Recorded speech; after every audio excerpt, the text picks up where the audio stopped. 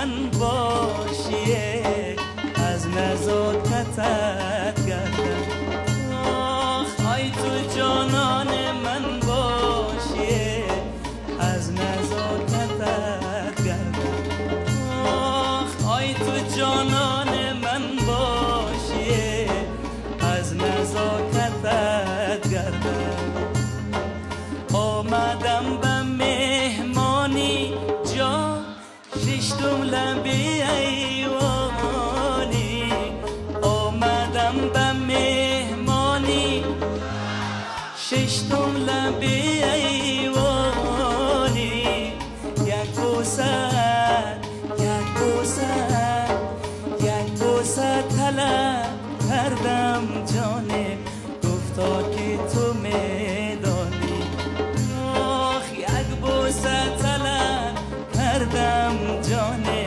گفتا که تو میدانی آه یک بوسه طلب کردم جانه گفتا که تو میدانی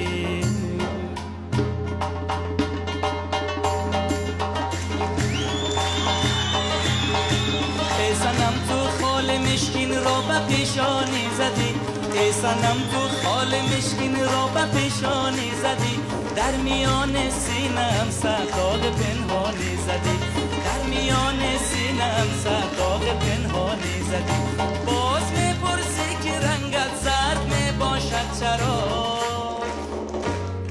باز میپرسی که رنگت زرد میباشد چرا حال من میدانی و خود را به نادانی زدی حال من میدانی و خود را به نادانی زدی حال من میدانی و خود را به نادانی زدی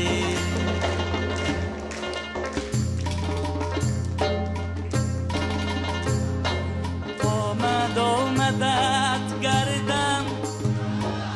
هر دو قامتت گردم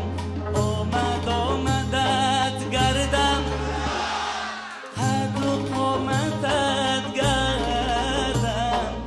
آی تو جانان آی تو جانان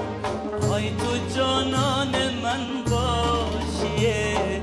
از نزاکتت گردم آخ آی تو جانان من باشیه